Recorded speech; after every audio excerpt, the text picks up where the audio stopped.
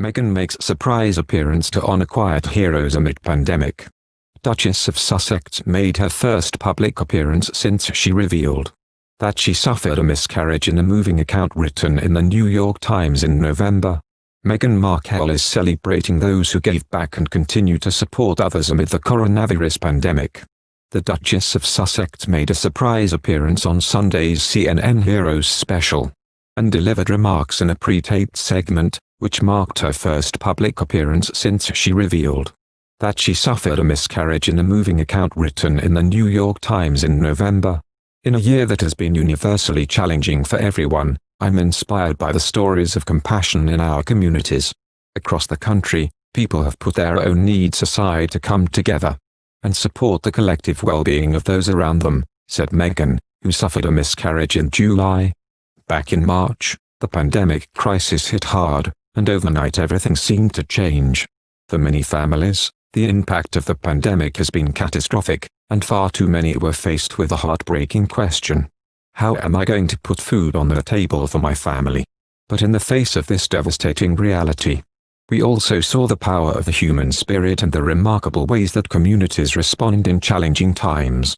We saw the good in people, in our neighbors and in entire communities coming together to say they would not stand by while our neighbors went hungry, she continued. We saw communities standing up and taking action when kids' lunch programs came to a halt. We saw our neighbors make sure that those children received the nutrition they need. And when those who are immunocompromised or most vulnerable couldn't leave their homes, we, as a community, showed up to deliver the food they needed to their doorsteps, Meghan said. We know the value of food, as nourishment, as a life source, and in the moments of crisis, the warmth of a meal can feel as comforting as a much-needed hug, especially in the absence of human contact due to the social distancing we're all experiencing. These moments reminded so many that they are cared for. Tonight, we are celebrating these quiet heroes, some of whom I know and others that we applaud from afar. These individuals stood up and made sure the most basic needs of our communities were met. They made sure those around them did not have to suffer in isolation. They nourished their neighbors in more ways than one, the mother of one said. And they showed us, all of us, that even in the darkest times, when we come together, we have the power to remind someone else that there is hope, and that we will be okay, Meghan concluded.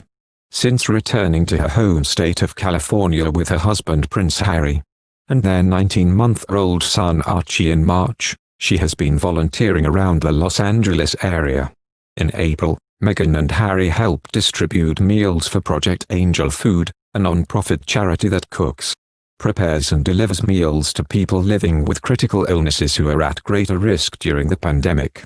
And in June, they visited Homeboy Industries, a community social justice organization working to improve the lives of formerly incarcerated and previously gang-involved people in LA, and joined the group's participants, called Hammies, working in the cafe and bakery to prepare food for the Feed Hope program, which employs Homeboy participants to provide meals to food-insecure seniors and youth across LA amid the ongoing health crisis.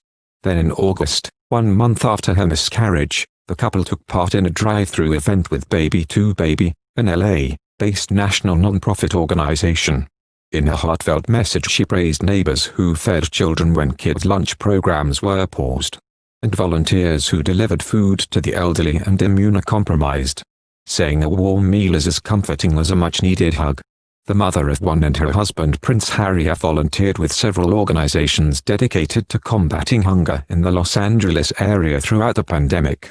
In a year that has been universally challenging for everyone, I'm inspired by the stories of compassion in our communities. Across the country, people have put their own needs aside to come together and support the collective well-being of those around them, she said in the pre-taped message.